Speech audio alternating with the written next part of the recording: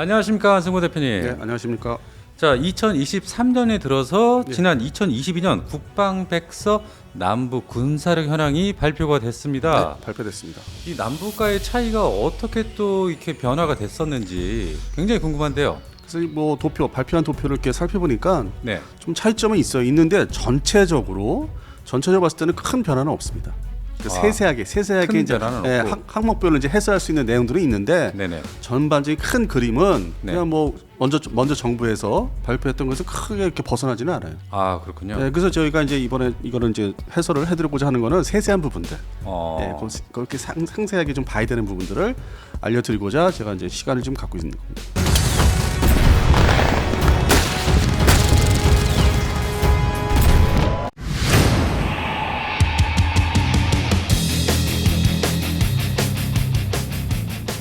자, 우선은 네. 이 한국과 북한의 병력의 숫자는 얼마나 될지. 북한 지상군은 기존에 알려진 대로 네네. 110만여 명, 10만여 명. 110만여 명 해서 뭐 그건 이렇게 뭐 여명이라는 거는 큰 의미가 없고요.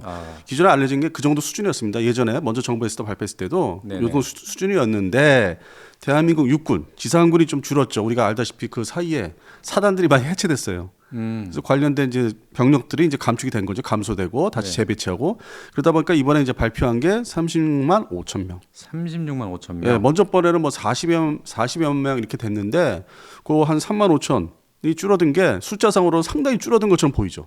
그 숫자를 딱 봤을 때. 네네. 그렇게 뭐 사단이 많은 것들이 실제 해체된 건 아닌데 이게 숫자상으로 보면 이렇게 줄었나? 북한은 뭐 110만 명 그 이상이라고 하는데 네. 그래서 이렇게 요거는 좀 이렇게 상징성이 있는데 그만큼 대한민국 지상군은 그 사이에 어떤 기계화가 많이 좀 발전이 됐죠. 화력도 좀 강화되고 많이 이제 그 한 3, 4년 사이에 장비를 많이 도입한 건 사실입니다. 그래서 네네. 그거를 이제 커버를 하는 거고 이게 이제 앞으로 미래로 갔을 때 더 줄어들 것이다.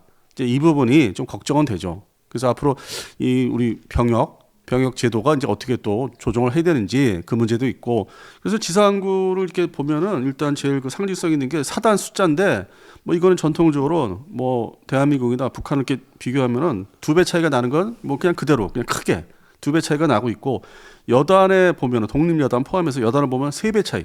그래서 이건 예전부터 숫자 어떤 병력 숫자도 포함되어 있고 부대 조직의 차이가 있기 때문에 이거는 뭐 기존에 우리가 알고 있는 그대로고 전차에서 좀 변화가 있어요. 전차가 우리가 조금 줄었어요.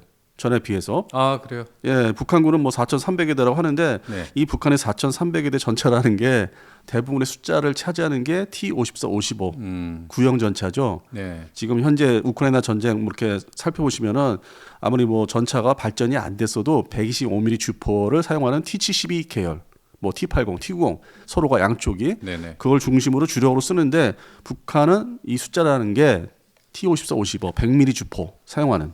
그래서 이게 앞으로 가면 갈수록 이게 진짜 노후 전력 그냥 보관해야 되는. 그리고 실제 어떤 전장의 환경에 따라서 어떤 사거리 문제가 있죠. 전장의 네. 환경에 따라서 이게 좀 밀리는 북한군이 그 전차 전력이 밀릴 수밖에 없고 우리는 이제 K1, K2 중심으로 이제 재편이 되고 있기 때문에 근데 이 우리 대한민국의 지상군은 2,200여 대로 한 뭐 100여 대가 줄었는데 그 사이에 M48A3K가 전부 다 비축 장비로 돌려졌죠.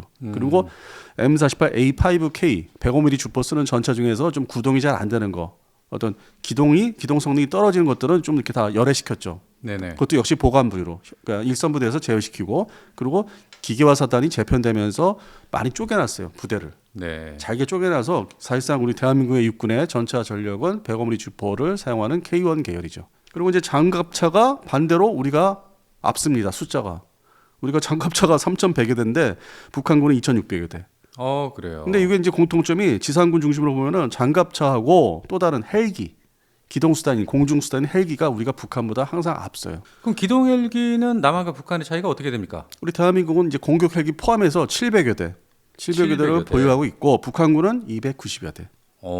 상당한 차이를 보이죠. 네네. 근데 이 대한민국에 보유하고 있는 헬기라는 게 대부분의 숫자를 크게 차지하는 게 기동 헬기, 병력을 수송하는.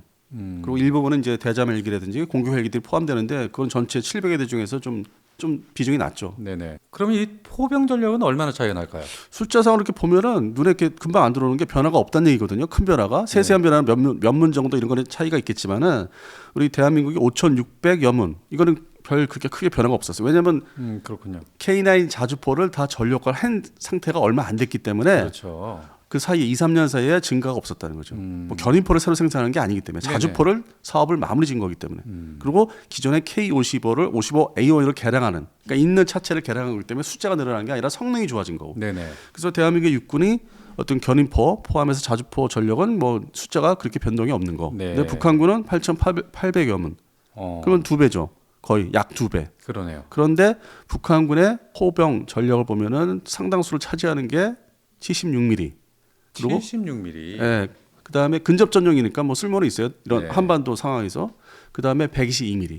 122mm. 예. 그러니까 우리는 155mm가 주력인데 그런 부분, 그러니까 화력이 좀 이렇게 사거리가 떨어지는 그게 상당 부분을 차지한다고 보시면 돼요. 이 8,800문 중에서. 네네. 그러니까 질과 양을 비교하면 우리가 밀리지는 않는 거죠.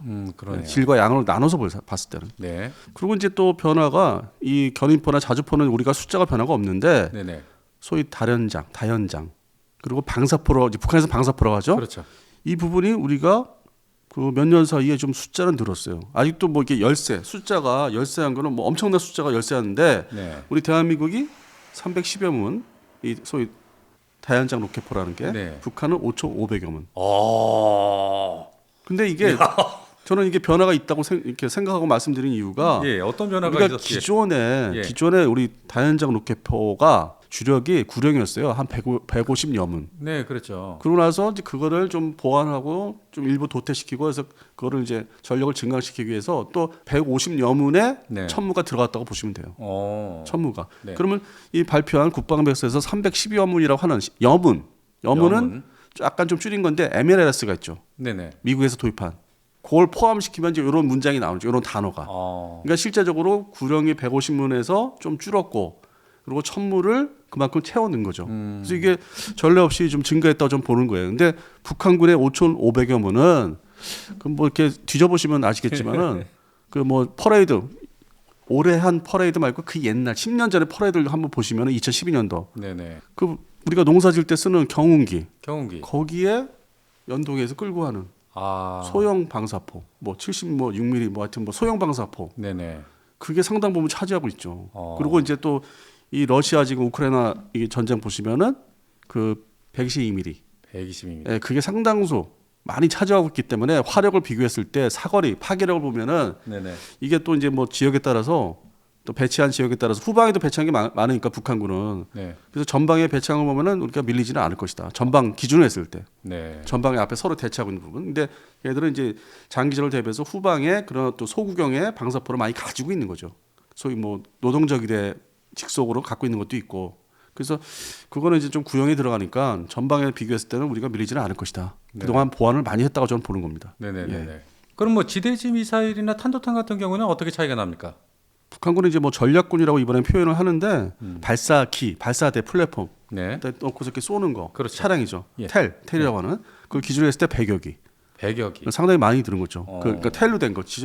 그 전에는 이제 뭐 스커드 해가지고 뭐 지상 발사식도 있었는데 우리 대한민국도 뭐 현무원도 있었지만은 네. 그것을 벗어나서 이제 기동할 수 제대로 기동하는 텔 중심으로 100여 기 발사대가. 네. 그리고 이제 대한민국은 60여 기. 60여 기. 근데 여기 60여 기가 제가 알기로는 몇 년 전에 비해서 한 10여 기가 추가 생산해서 받은 거죠. 배치를 한 거죠. 그것도 현무 이제 그 2B, 2C 뭐 이런 식 좀 후기형으로. 네네. 그래서 우리도 늘어났는데 상대적으로 요거는 이제 뭐 탄도탄은 북한이 좀 그냥 질적 양적으로 좀 앞서는 것 같아요. 이거는 그동안 수도 없이 발사를 하고 테스트를 했기 때문에 기존에 이스칸데르형 중심으로 이게 지금 실전 배치한 걸 봐야 되기 때문에 북한군이 이게 진짜 이게 우리한테 이협이 되는 부분이죠. 그렇군요. 다른 부분은 이제 뭐 질과 양으로 들어가서 이렇게 따져보면은 우리가 밀리지 않는데 이 지대지 유도목이 소위 탄도탄 부분에서는 우리가 좀 열세인 부분이 있기 때문에 앞으로 예산을 많이 투입해서 우리도 많이 도입을 하겠다, 배치하겠다. 그 계획은 이제 여러 차례 발표가 됐었고. 네네. 근데 아직은 현재로서는 이번 국방백서에서는 우리가 좀 열세인 걸로. 그러니까 이 부분이 제일 위협적이죠. 우크라이나 전쟁 보면은 결국 탄도탄이나 순항미사일 쏴가지고 불시에 갑자기 사람들이 뭐 이렇게 죽을 수 있는 그런 상황이기 때문에 이게 제일 불안한 요소로 이제 점점 커지고 있는 거죠. 네, 여기까지 육군 전력에 대해서 알아봤는데요. 다음에 이 공군 전력을 한번 볼까요? 네. 공군에서 보면은 우리가 이제 전투기 중심으로 전투 임무기라고 하는데 네. 그 사이에 우리 대한민국은 이제 410여 대로 이번에 표현을 하고요. 북한군은 810여 대. 그러면은 북한군은 변화가 사실 노후 전투기 중심이기 때문에 없는데 없죠. 대한민국은 410여 대. 전에는 430여 대라고 표현했는데 네. 그럼 20여 대 정도 줄은 거죠. 1개 대대. 그러니까 노후 전투기를 처리해서 그런 거 아닙니까? 그러니까 우리 아시다시피 우리가 여러 네. 차례 방송했지만은 그 F5 네. 계열을 한 개 대대가 이제 없어진 거죠. 공식적으로 작년에. 실제적으로는 더 없앴는데 그렇죠. 이렇게 속아내고 있는데 네. 이게 공식적인 발표에서는 한 개 대대를 없앴다.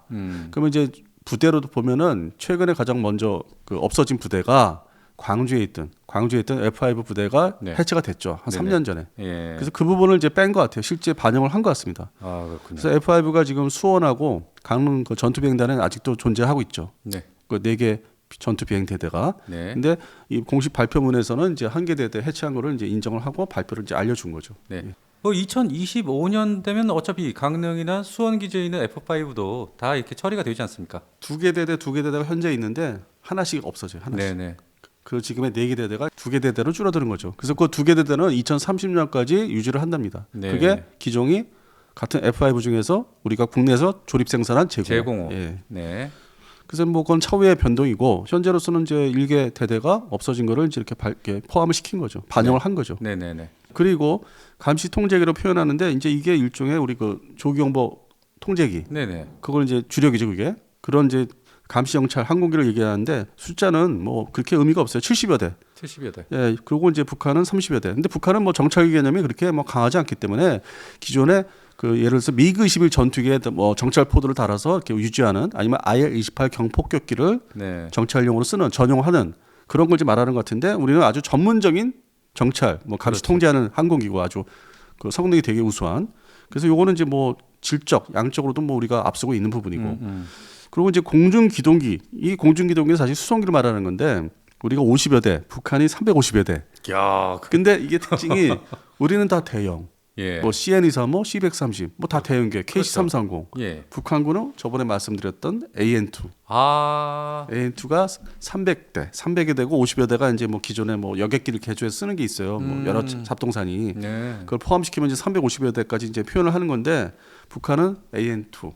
그래서 저번에 우리가 방송을 그 말씀을 드린 이유가 그렇죠. 아직도 유지를 하고 있기 때문에 저게 300대가 뭐 동시에 뜰 수는 없겠지만은 대량으로 떠가지고 뭐 여기저기 들어올 수 있다는 거예요. 그렇죠. 놓칠 수 있다는 거. 이번에 네. 들어온 그 사태 보시다시피 다 네네. 막을 수는 없다는 거죠. 맞아요. 그래서 1996년도 강릉 사태 같이 어디 한 부분 뚫리면은 그 거기서 탑승한 특수부대가 내려오면은 골치 아프다는 그 얘기를 이제 말씀드린 거고 지금 주한미군이나 이작사, 육군의 이작사에서 강조하는 게 그런 부분이에요. 후방으로 그 들어온 거를 어떻게 차단하느냐.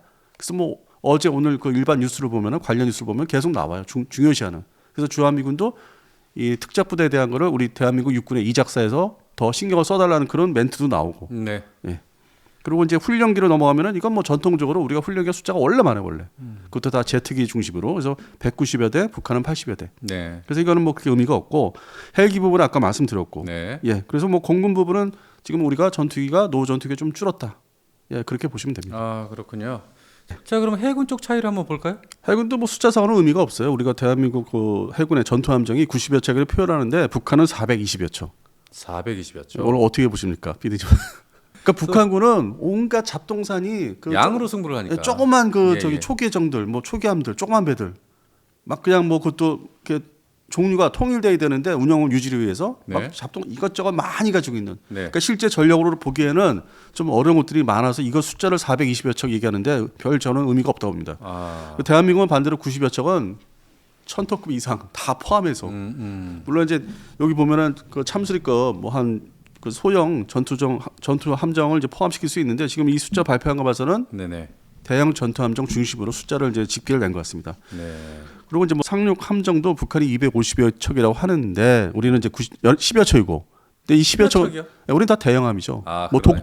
독도함, 마라도함 포함한 거고. 아, 그러네. 근데 북한은 250여 척. 이거는 진짜 아주 작은 뭐 LCU 같은 조그만 배들, LCM 같은 조그만 네네, 상륙정들.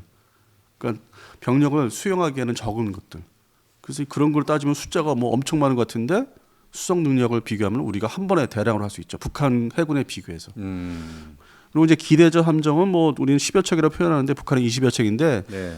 북한의 20여 척의 소해정은 사실상 뭐 좀 의미가 없어요. 성능이 뭐 제대로 안 나오는 또 규모도 작고. 네. 그리고 나머지 뭐 지원 함정 얘기하고 있는데 좀 이상한 부분이 잠수 함정. 그렇죠. 잠수함 얘기를 들어야 됩니다. 잠수 함정이 우리는 이번에 발표하기로 10여 척이라고 했는데 10여 척이 훨씬 넘지 않습니까? 그러니까 그리고 북한군은 70여 척. 이건 북한군 해군의 70여 척 이미 알려진 거고 공식적으로 네네. 알려진 건데 우리는 10여 척. 이건 뭔가 숫자 집계가 잘못된 것 같아요. 왜냐면 장보고 1이 209급이 네. 9척. 그리고 또 214급 장보고 2가 9척. 이거 합하면 몇 척입니까? 18척이잖아요. 그리고 지금 도산 안창호급이 또 있잖아요. 실전 네, 배치된 그렇죠. 게. 예, 건조된 것들은 제외하더라도.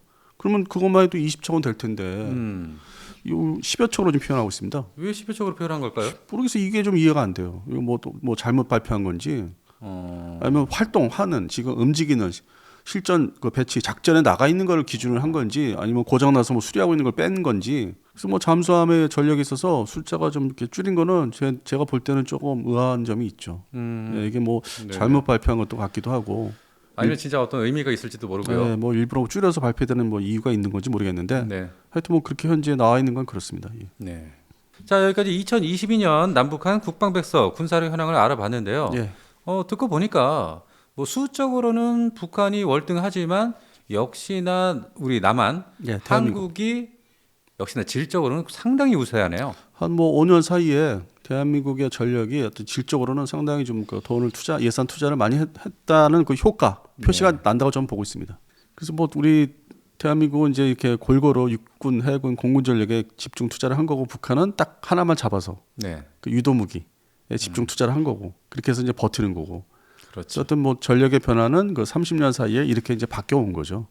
근데 이제 우리는 경제 능력이 이제 발전되다 보니까 전통적으로 뭐 우방국 동맹국에서 이제 무기를 수입한 것도 있고 또 자체 개발 능력이 또 급성장했고 이제 수출 시장까지 이제 뭐 나가고 있고 네. 계속 북한은 이 지금 유도무기 지대지 유도무기에 계속 숫자를 늘리려고 노력할 겁니다. 그러니까 집중 투자를 그 한 부분을 딱 잡아서 할 거고 대한민국은 뭐 또 정밀 유도무기 뭐 드론 사태도 있었지만은 온갖 신경 쓸 게 뭐 한두 가지가 아니에요. 예산 써야 될 게. 그래서 맞습니다. 여전히 이렇게 예산이 막 이렇게 퍼져가면서 네네. 이걸 또 효율적으로 이제 집행을 해야 되는데 과연 뭐 우리 국방부나 방위사업청에서 또 좀 이렇게 탁월한 그 어떤 게 지도력이 있어야죠. 그 방산업체한테 끌려다니는 게 아니라 네네. 그래서 그 부분을 좀 이렇게 지켜봐야 되는 거고 해서 어쨌든 우리 또 주한미군이 있기 때문에 한미연합이 있기 때문에 그 부분을 다 이렇게 잘 융합을 시켜서 어떤 대한민국 지키는 그런 수단, 방법 여러 가지를 잘 이렇게 조합을 시켜야 되겠습니다.